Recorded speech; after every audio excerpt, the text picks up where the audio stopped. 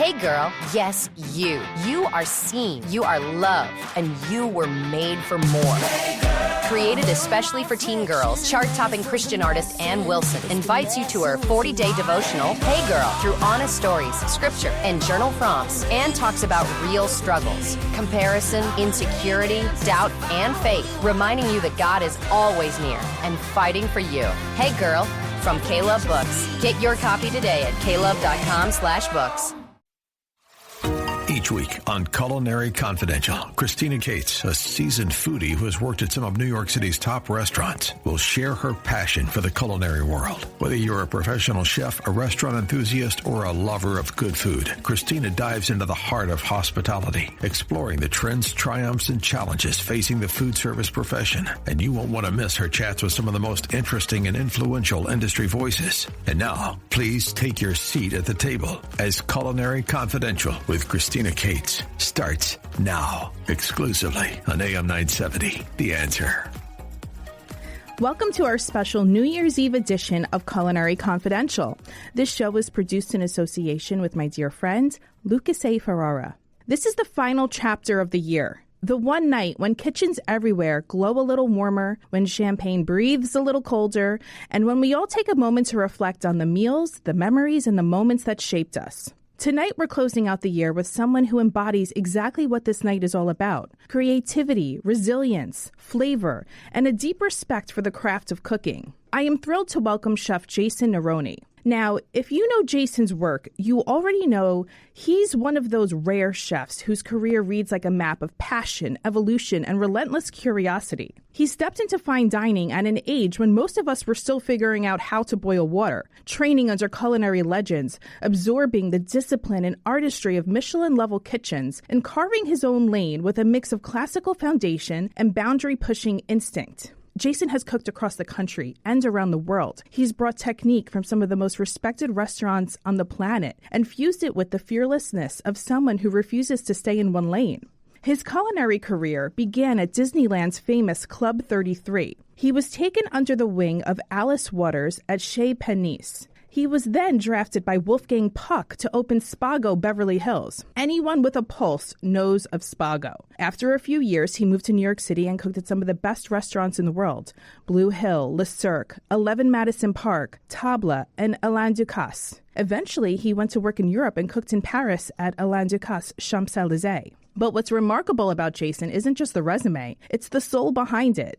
He's the chef who pays equal attention to a humble vegetable as he does to a truffle or a prime cut. He's the one guy who understands that food isn't just food. It's storytelling, it's culture, it's emotion. It's the way you bring people together when the world feels big, or when the year feels long, or when you need to gather around a table and be reminded that life still has depth and joy and texture. Anyone who has eaten at one of his restaurants knows this, whether it's a bowl of pasta with impossible silkiness, a dish that surprises you with its balance, or a plate that feels like a memory you didn't know you had. Jason cooks with intention. Every bite has a point of view. And that's why he is the perfect guest for tonight, for the New Year's Eve show, the ultimate night of meaning and momentum. This is the night when we take stock of what we've learned, what we've survived, what we've celebrated, and what we're carrying forward. And food plays such a powerful part in that. New Year's Eve meals have a kind of ritualistic beauty. They're filled with symbolism. Foods for luck, foods for prosperity, for comfort, for courage, for a clean slate. There are dishes that honor our past while ushering us into something new. Jason is someone who understands that duality better than almost anyone, that perfect balance between tradition and innovation, between honoring where we've been and imagining where we're going. Tonight, we'll talk about exactly that. We'll talk about the dishes that shaped his year and the dishes he believes belong on a New Year's table. We'll talk about his creative process, the flavors he's excited about, the ingredients he thinks deserve more love, and how he approaches cooking on nights that carry emotional weight, nights like this one. We'll look forward to what he's working on, what he's dreaming up, and how he envisions the next chapter of culinary storytelling. And of course, because it's New Year's Eve, we're also going to sprinkle in a little celebration. The bubbles, the indulgence, the warmth, the gratitude. Jason is not only a chef, he's a host, a creator of experiences, someone who understands that great food is really about connection. And connection is exactly what this night is about.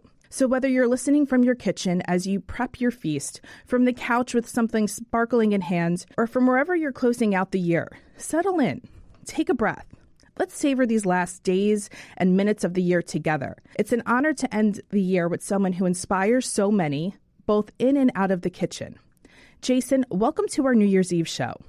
I think this is really special because you and I were connected about 6 months ago or so through my friend Shayna, and I honestly dropped the ball and didn't follow up with you at the time, and we're now just getting to do the show together, but I think the timing is perfection because this is the ideal show to feature you on.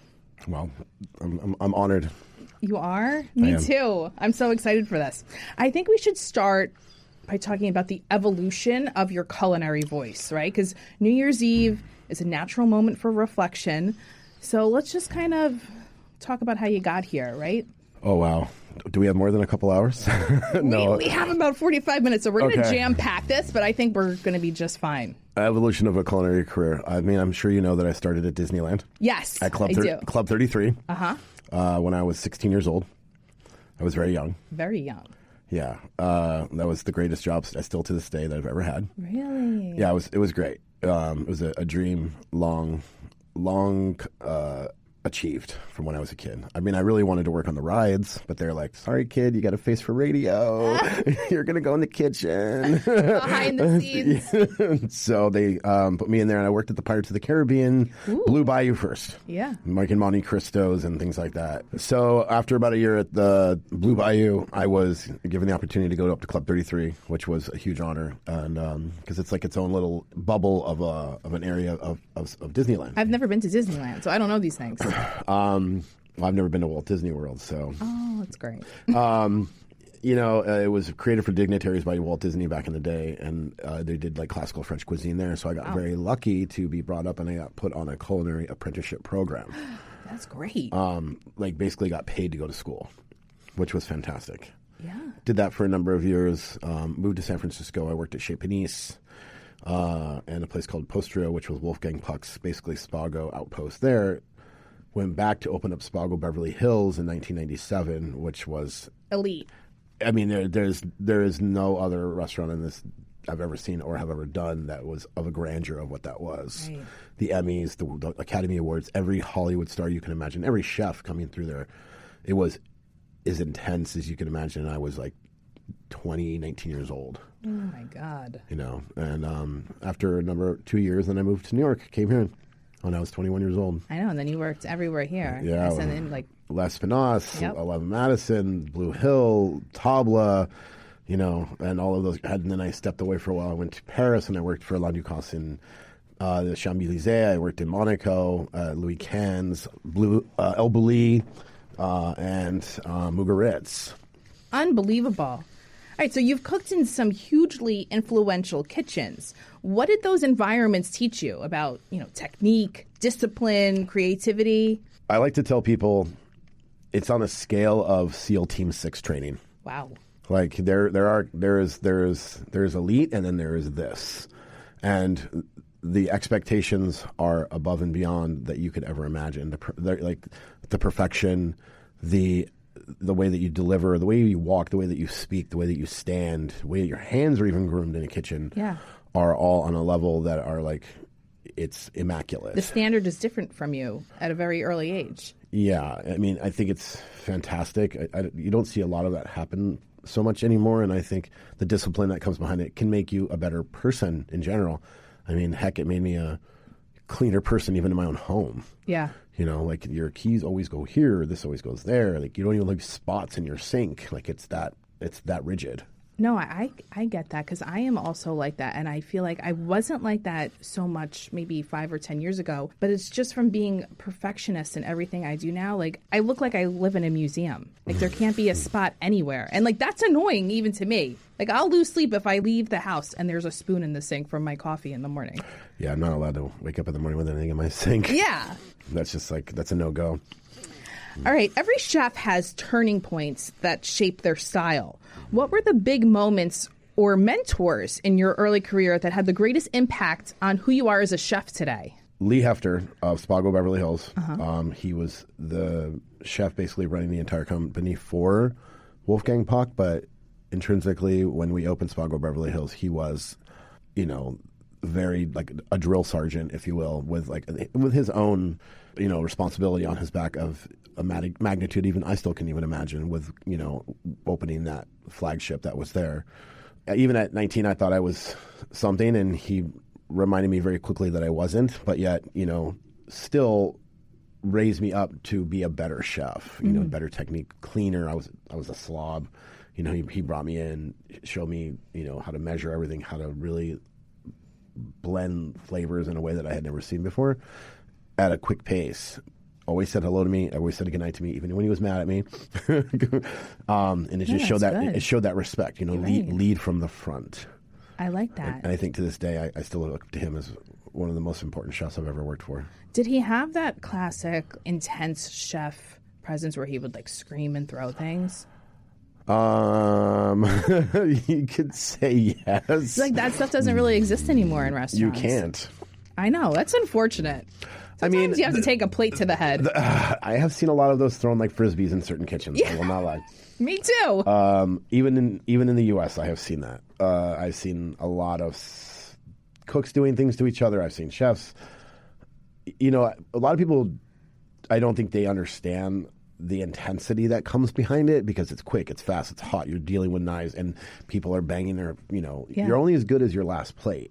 And, if somebody doesn't like something that goes out in the review or the word of mouth, especially in the day and age of like Infatuation or Yelp or whatever it may be, you could be destroyed. And that's one person's reputation. And it's not about what the guy who's cooking vegetables did. They're not going to say, went home and say, Johnny on vegetables made me a bad dinner. They're going to say, this guy made me a bad dinner. So all of this pressure inevitably rides onto one person. Mm-hmm. And, and people are paying a lot of money, and, people's are putting their life they're putting all their expectations to a certain night, like on New Year's Eve specifically is a hard night, or Valentine's Day. Oh God, forget it.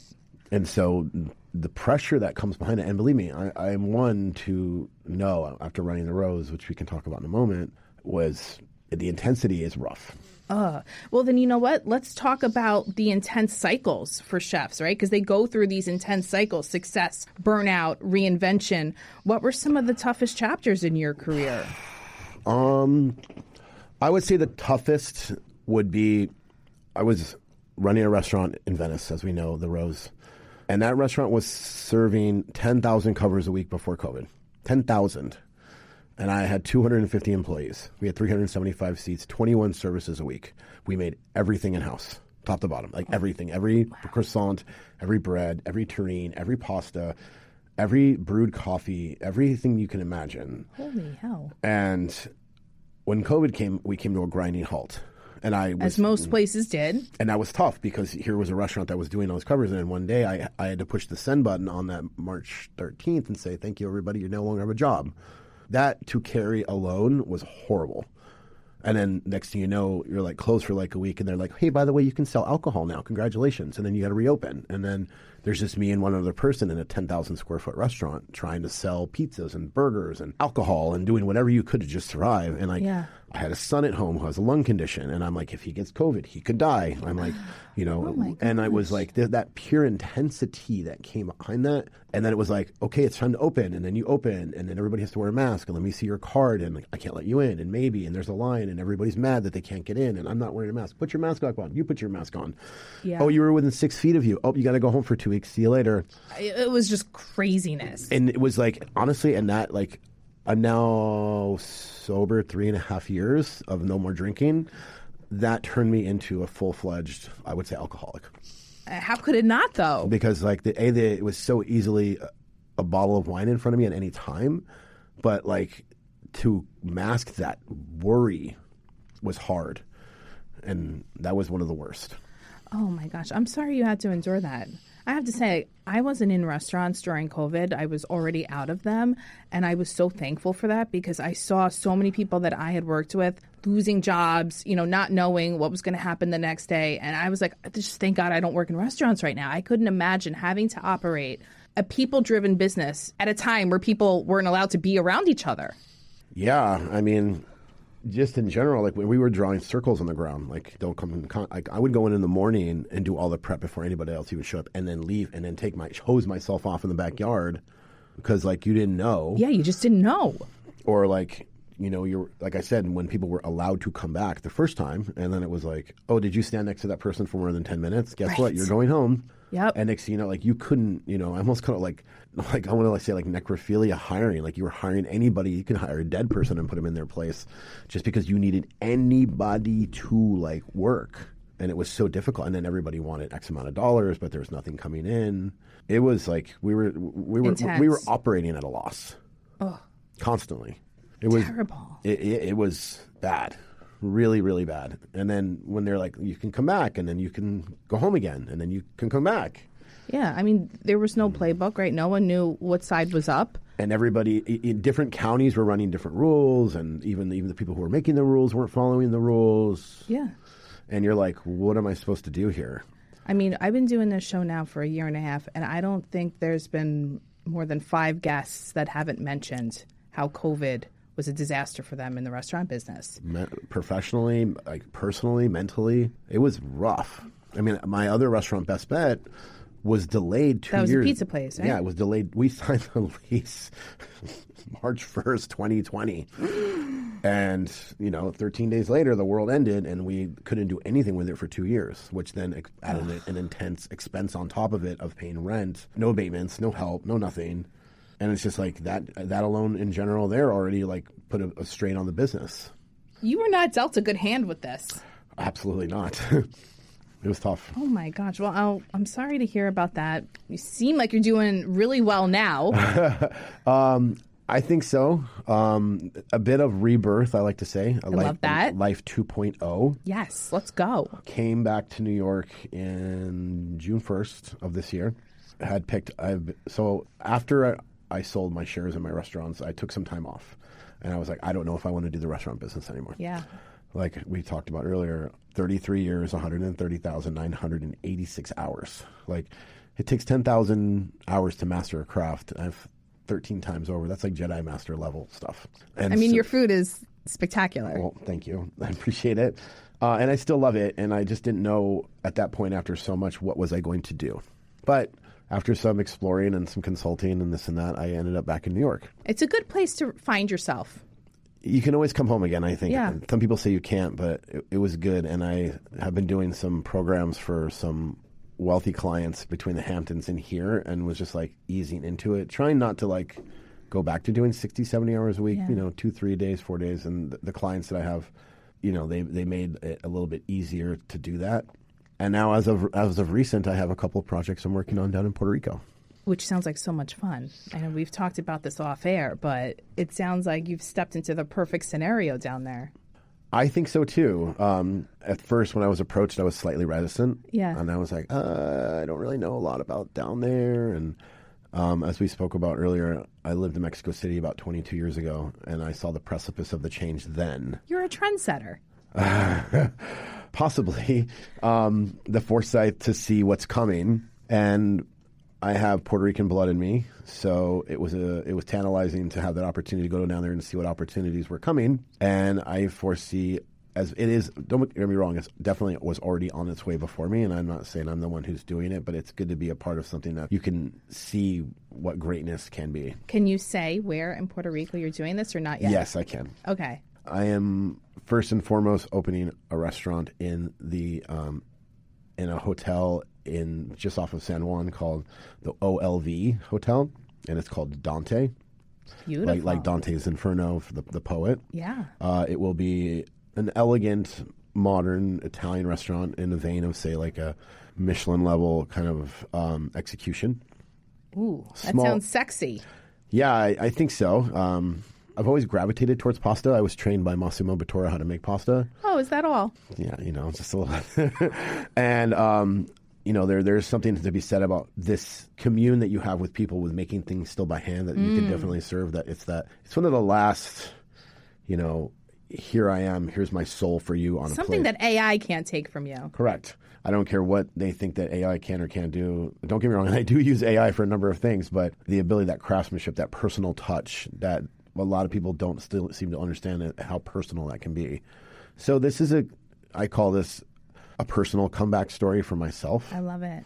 Where I was like, I didn't think I was going to do it, but to go home where I have family lineage that goes back to the 1860s in Puerto Rico. Yeah. And something that I can feel really personal and proud about. And that will be opening probably at the end of December, maybe early January, depending on shipping and things like that. As we all know, restaurants, we all know it could open tomorrow, it could open in a month. Amazing. I mean, it kind of plays on your style of cooking, though, that you're known for, the Jason Neroni style. It's rustic Italian tradition, but with California energy, which, translates also to the beach on Puerto Rico. Yes. This is going to be great for you. I'm so excited. Thank you. All right, but let's do this. Let's go to our first commercial break. Stay tuned. You're listening to Culinary Confidential with Christina Cates on AM 970 The Answer.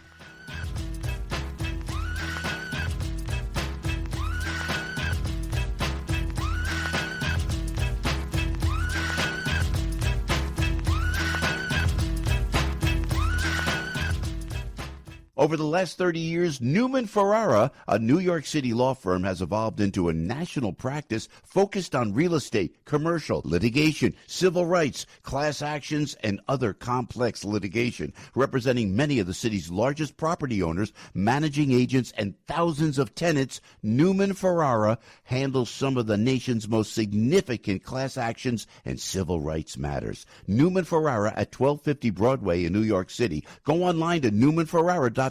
That's newmanferrara.com. Listen to the firm's name partner, Lucas Ferrara, every Saturday at 10 a.m. on Dottie Herman's longest-running real estate radio program, Eye on Real Estate on AM 970. A real estate lawyer for 35 years, Lucas is a professor at New York Law School and is also a published author with books on real estate and New York's landlord-tenant law. Tune in Saturdays at 10 a.m. to hear Lucas's unique perspective and advice on Eye on Real Estate.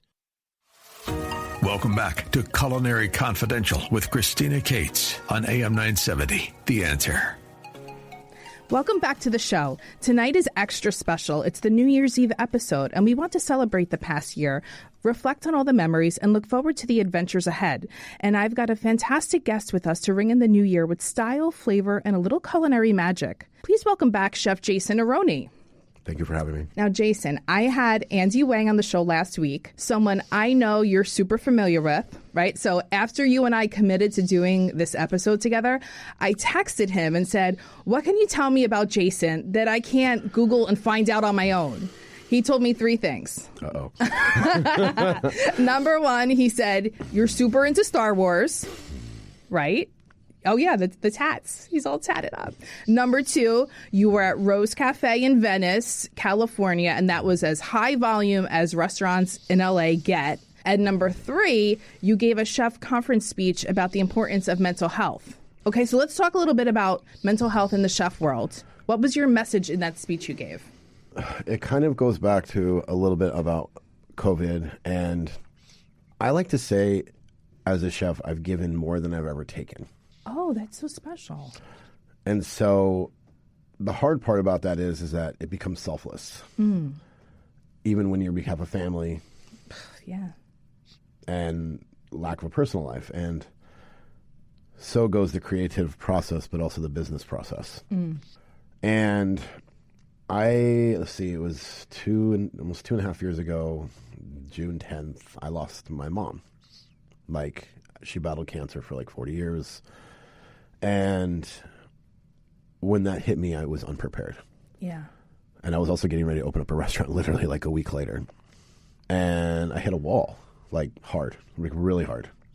And I needed to step away for a while. I think to this day, I'm still not overly the same. It feels like half of me died when I lost my mom. Oh my gosh, you're going to make me cry. You don't really realize how important somebody is in your life when they're actually gone. I think the mental strain of that and I don't know if it's inability to accept it or the reality that you accepted it on top of running a 375 seat restaurant, doing 10,000 covers a week, opening a new restaurant. That was 3 years delayed, over budget, family man. Talk about a pressure cooker. I also had a hotel down in San Diego that had 3 outlets. I also have the pizzeria here on 51st Street, B-side, that I've had for 12 years. So I was run ragged. Really thin. I also was newly sober and trying to deal with all of those feelings. Yeah. Raw dog as it ever possibly be. And you go through a change. You go through a metamorphosis. People don't know that when you get sober. It takes 6 months for your gut flora to catch up with you. It hits your brain, and then you awaken. And I think a lot of that came intrinsically into that. And what I just really wanted people to be awareness is that people are going through things just because they're saying everything's okay, but you should still check in. And just try to remind people to remember to breathe and step back and just check on each other, because everybody's going through something. Did anyone reach out to you after that speech and say, that really hit home for me, that I connected with that, thank you? I posted the entire speech online on my stories, and I put it on my Instagram at the time. Mm-hmm. Yeah, I think a lot of people were like, thank you for speaking up. I mean, we all know that we've lost some chefs in our industry over the past couple of years due to certain reasons. Yeah. And that seems to unfortunately be a thing with chefs. Full transparency, I got very close to that a year ago, of not wanting to be here anymore. And it took the right people to come around to me and be like, hey, are you okay? It was tough. To walk away from 2 restaurants. I'm in the tail end of a divorce at the moment. Of 19 years, I have 2 children. I'm on this coast, they're on that coast. I got out of that orbit just for personal reasons of trying to isolate myself and find a way to not even be happy. I think the thing is that in order to attain peace, you can't have happiness, because happiness comes with sorrow, and you can't have tangibility because that comes with loss. So I looked for peace above anything else. And so to get to that point, you have to let go of a lot of things, which I did in the past year and a half or so. Well, I mean, I think you're doing the right thing now, which is talking about it, you know, and you're very lucky that you do have the supportive people in your network that you can lean on. Oh, I mean, it's a 180 from where I was a year ago. I have so much great people in my life now. Not that I didn't then, but different. Different, yes. Great projects, great opportunities. I mean, it is a full rebirth, like I said. Yeah. I do definitely call it 2.0. Much happier, much more centered. And I'm excited for the future. I'm excited to come back and still be a chef and still create. I'm also a painter. I'm also a photographer. And I do poetry as well. So trying to balance. Very creative you are, chef.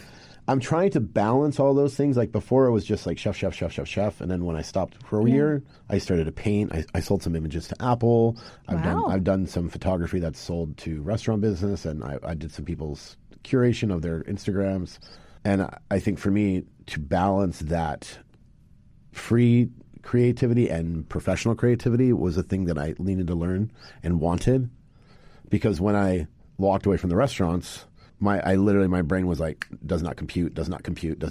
What are you doing? And it was on top of already losing my mom, my stepdad, walking away from 2 restaurants. My therapist equated it to 4 deaths in a 2-month period. She's like, the fact that you survived that personally. It's unbelievable. And that you stayed sober is commendable. Yes. And then, by the way, here's a divorce on top of it. And so I feel much stronger, better. I'm different now than I was 3 months ago, 6 months ago, 9 months ago. And I have a few people to thank for that, but mostly myself. Because absolutely. I put my head down and was like, let's go. Let's get this done. And the mental strength you have is something that not a lot of people can even relate to. I know people that get their feathers ruffled over significantly less than you went through in a month. Yeah. It was difficult. It still is not easy. Well, you got to take it day by day. That's it. And, I think a lot of people, and I'm not saying this is you, but they get so wrapped up in the destination, and you have to appreciate the journey. I always was trying to bend the universe to my will. Right. And that was one thing I was like, no, we're going to do it my way. And when I learned to let go and let the universe tell me, or at least guide me, and take it day by day, things changed. Yeah, divine timing for things. I 100% now believe in everything happens for a reason. All of this had to happen to me to put me to where I am now. I mean, we talked about it even when you and I first talked about doing the show on the phone. And we're like, we were trying to do this, whatever. We didn't make it happen. And it's like, it's happening right now. And there's a reason for that. And I Agreed. love that you're doing this last show of the year because you have such an incredible story of resilience. And I couldn't think of someone else that would be better for this spot tonight.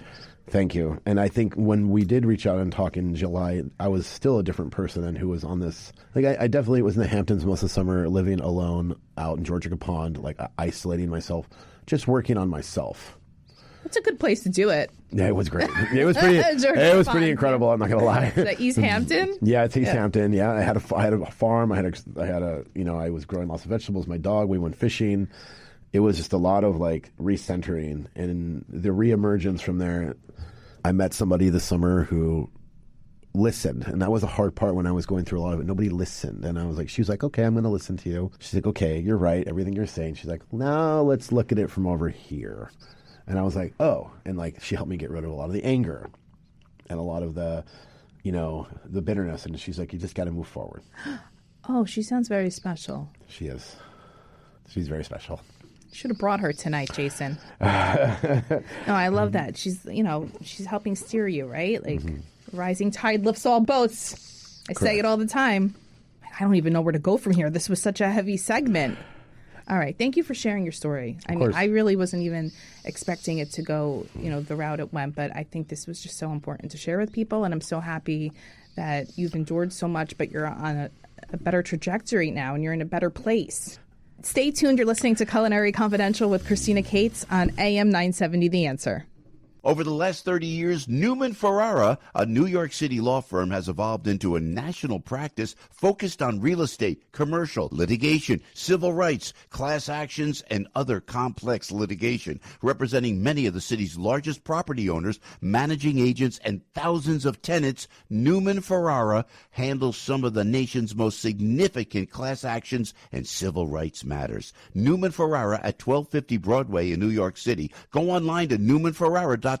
That's newmanferrara.com. Listen to the firm's name partner, Lucas Ferrara, every Saturday at 10 a.m. on Dottie Herman's longest-running real estate radio program, Eye on Real Estate on AM 970. A real estate lawyer for 35 years, Lucas is a professor at New York Law School and is also a published author with books on real estate and New York's landlord-tenant law. Tune in Saturdays at 10 a.m. to hear Lucas's unique perspective and advice on Eye on Real Estate. Welcome back to Culinary Confidential with Christina Cates on AM 970, The Answer. Okay, welcome back to the show. We're counting down to 2026, and what better way to celebrate them with incredible food, inspiring stories, and a guest who knows how to make every dish a showstopper. He's back on the show tonight, Chef Jason Neroni.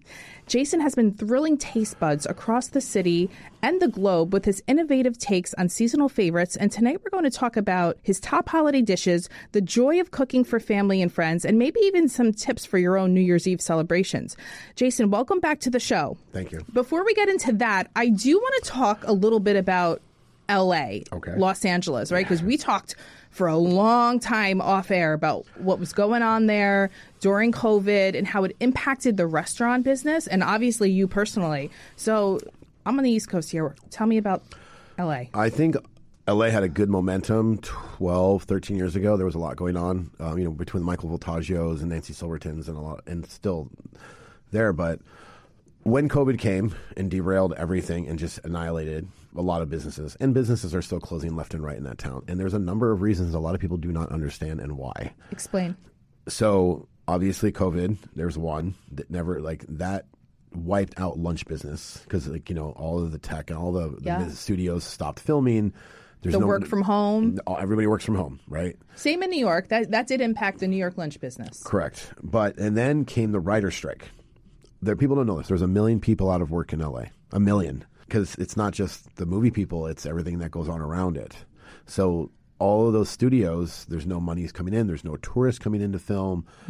I think there was like $36 to $50 billion missing in the local economy in LA. Oh my gosh. So, and that continued to reverberate, and nobody was doing anything. It lasted almost 2 years, and that was just after COVID. So we're just talking depression. Yeah. You also have the homeless crisis there. That is just an absolute nightmare. Well, I did tell you that I read that article about you. Yes. And it was about, I guess, Venice beach as a whole and the homeless crisis that's going on there, I couldn't believe the matters that you had to take into your own hands to protect your own restaurant. Under siege. My restaurant was literally encamped completely around it. I had baseball bats thrown at my head, I had knives pulled on me, I had syringes, I had fecal matter thrown in my face, bird scooters thrown through the window. I've had... It's like hell on earth. It was terrible. And there was no police response. I told you there's 9 police cars between LAX and the Palisades. That I had is to hire disgusting. I had to hire my own private security force. And when the police did show up after 30, 45 minutes, after we had to detain somebody, make sure you vote differently next time. Yeah, that's the message. That was what I was told. I mean, it's annoying because restaurants can't make money as it is. The profit margins are razor thin. And now you have to hire private security to protect your own restaurant. And when you opened, it was Rose Cafe, the Rose. The neighborhood wasn't like this. It was like, it's always like we used to say about Venice, this is where art meets crime. It was always a little dodgy just because, but that was what was like made Venice interesting, right? Yeah. Kind of Haight-Ashbury-esque for that area of town. But it really descended into madness. There is really no other way to say it. I lived in the heart of it. I worked in the heart of it for over 10 years. I've seen it. I saw it fall apart. And it's never, I don't want to say it's really come back. Like even all the locals left, Airbnb'd all their places out. So all your local people who were eating there are gone. Oh, and like, it's over then. Yeah, I mean, I even explained this to LA Times. They were like, why do you think all this is happening? I'm like, really? I'm like, let me tell you. You know, and like the civic leaders are doing nothing to bring anybody in. I think they're more focused on, you know, what's coming in the next 3, 4, 5 years, the Olympics, another Super Bowl, the World Cup, you know, and then the Palisades burns down, and so does the other side of the town, which a lot of people don't talk about. See, an eighth of the city burned to the ground, and then they flood into other parts of the city, and the rents go up, or people left, and it's just like we saw the calamity that happened up there, turning off the water, no fire department. Right, the wildfires. Yeah, like it was horrible. I said to you earlier, I equated it to 9/11 for me because I was here for 9/11. The impact that it had on us down there. I mean, you know, you watch the news and you see it burning to the ground, but you don't even understand how it's really impacting the guy on the ground in the local business. That's the stuff they're not really covering. And no, like I was paying 43%, 44% in taxes living in California. Like, oh, the tax situation. Like where's the help? Where's my money going? Where like the crime, the potholes. You know, you see these people stealing from stores on the regular, the homelessness, like the electricity bills through the roof, the gas, and then and then everything burns down and everything's failing around you. You're like, where? What? Like, why? Yeah, I have a friend who lives out of the country. He lives in France. He has to move here for work because he works for a very affluent person. And he's like, I think I have to move to California because that's kind of where he's based out of. I'm like, don't do that. I'm like, you got to move somewhere else, not California. I'm like, half your paycheck's going to go to taxes. But he didn't know. Absolutely. I'm like, don't move to New York either. Yeah, it was tough. Wow. Oh, good Lord. Should we pivot now and try to talk about something lighter? Yes, let's talk about New Year's. Let's talk about New Year's Eve a little bit. What's on your perfect New Year's Eve plate? Okay, perfect New Year's Eve plate. So for me... Like, what do you like to make? Like a roast? I like to... I'm a Chinese, like, dim sum kind of guy. So I'm like, let's get some duck. You know, let's roast a duck, get some dumplings. You know, we can do some pan-seared ones and then steam them out. Some noodles, even like, noodles are good luck for New Year's. That's correct. Is it Japanese or Chinese cuisine? I think it's in Chinese cuisine. Chinese cuisine, right? Yeah. Mm-hmm. Yeah, noodles are good luck. I definitely read that. Yeah, do a little wok-seared noodles and, some ribs. Again, I don't drink, so give me the sparkling apple cider, but let's go. I have something good for you since you don't drink. You have to check out this brand, Little Saints. Okay. It's a functional mushroom-based non-alcoholic spirit. Fantastic. I think you would love it. They just sent me a bottle the other day. I should have brought it in for you, but I didn't know you were sober. No, very proud. Lost 85 pounds when I got sober. Wow. Oh, yeah. Do you have any intentions for yourself when the new year starts? Just reminding myself to be patient. I think that's something I really learned this year. Have a little grace. Yeah, breathe. Take it day by day. Yeah. Be my best advocate. And just remind myself, everything's going to be okay. That's right. And I love this new girl you have in your life. She seems like, I don't even know you. Like, we just kind of met tonight, but I can tell she's a great influence on you. She absolutely is. Aw. All right, what was the best dish you ate in 2025, this whole year? Oh, I can say what that is. So I'm a huge Mark Ladner fan, and now that he's back at Babo, Okay. which is great. I haven't been yet. Fantastic. I can't get a res. I just walked in one night. Of course you did. Jason Neroni. I mean, my kids used to say that. Everybody knows Jason Neroni. I'm like, ugh. When your kids are saying that to you. Everything was delicious. Loved it, right? But there was a showstopper for me at the very end of the meal, and it was a blue cheese. They called it a budino, but it was more like a cheesecake. I And heard about this. And there. I was like, oh my God. I was like, that was special. Like really special. So much that I went home like a couple days later and tried to replicate it for myself because my girlfriend liked it so much that I was like, we have to make this. And See, I hate blue cheese. it's not it's interesting because it's just palatable. It's not overly aggressive, and it's gorgonzola, which can tend to be like aggressive. And I know there is that huge, people who love and people who hate blue cheese, which is interesting because All right, so when you made it at home, did it come out good? not as good as his. I'm not gonna lie, but I tried. But it was still really good. So I would say the blue cheese. I think they actually call it like a blue cheese budina on the menu. It was fantastic. Ooh, I like that. For you. It blew me away. It blew me. I'm not gonna lie. I was like, I'm like, this sounds interesting, and I'll always go for something interesting, and that was fire. Oh, good. All right, well, I know who I'll bring to Babo if I get in there to try that. My friend Tiffany, she likes blue cheese, and she would like that, but I will definitely be ordering something chocolatey for dessert there. All right, what's a dream city to cook in for a New Year's Eve pop-up? Better say Puerto Rico. I mean, I was going to say Puerto Rico because I think Puerto Rico. It seems to think that we're going to be doing one of our first events on the roof because the restaurant Dante is on the rooftop. So and it overlooks all of the bay. Panoramic Gorgeous. views. Absolutely gorgeous. I like it. Utterly gorgeous. It's like, wait till you see the design. It's great. Like very Hermes style luxury, like seating and. Do you need taste testers? Let's go. Let's go. Friends and family, we're coming down. It's a 3-hour flight. One special thing that we're going to do is we're going to be doing tableside mozzarella. Where like we come to you with a curd and pour with it. We're going to pull mozzarella in front of you and put it on the table. And you'll have the option of like, do you want caviar? Do you want prosciutto? Do you want... I want it all. Truffles. And I it's gonna want be like, all of those things. Kind of like dim sum, but like with like Italian. And so Yeah. that's going to be one of the showstoppers that we're focusing A on. Mott's cart. I like it so much. Right? Like it's pretty dope. You need some kind of like really sick drizzle too. Oh, I got that. Like a 100-year aged balsamic. I'm all over that. Okay, good. All right, what's a kitchen lesson you're carrying into 2026? A kitchen lesson into 2026. That's a difficult question. I don't know because consolidation violations, as I like to say. Explain.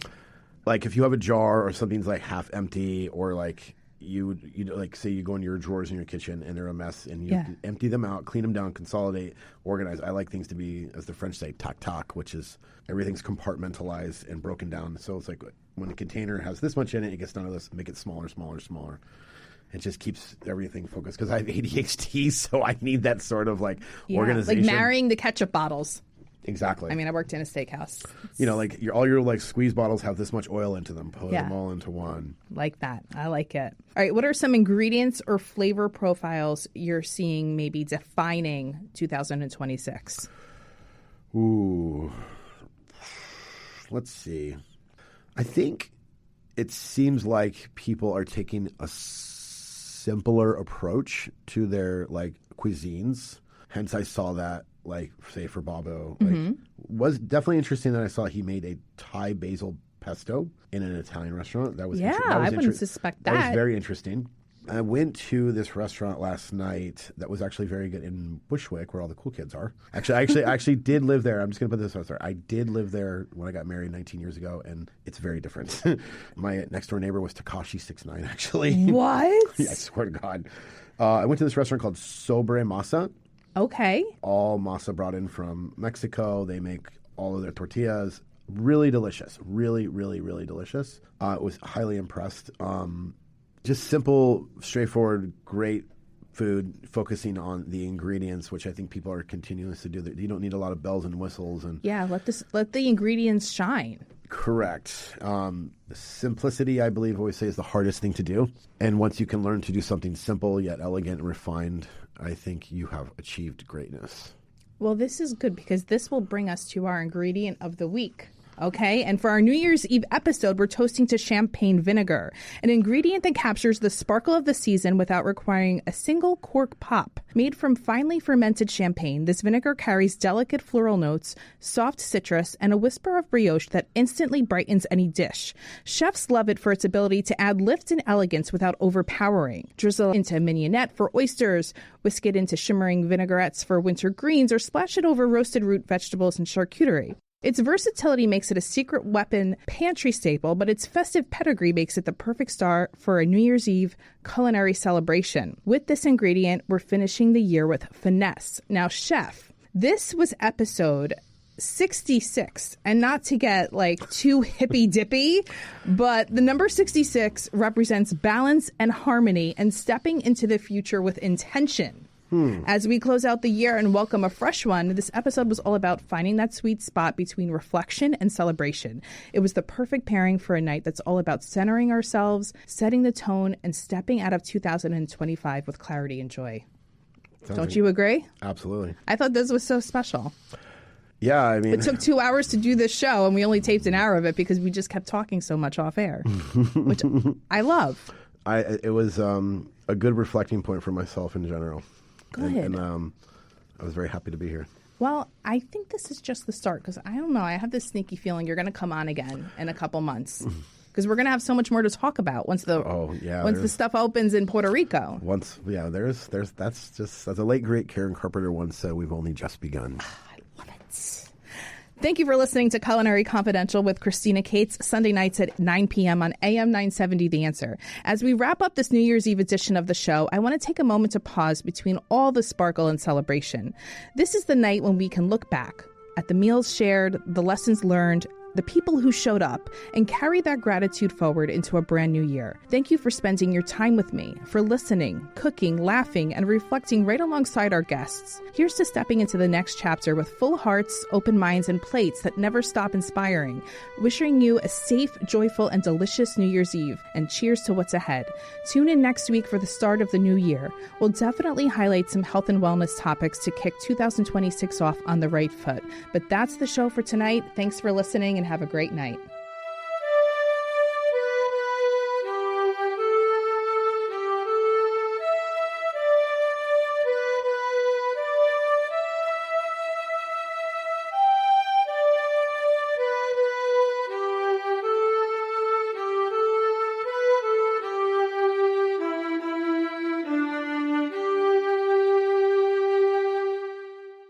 The preceding program is sponsored by Shake It Off Live, LLC.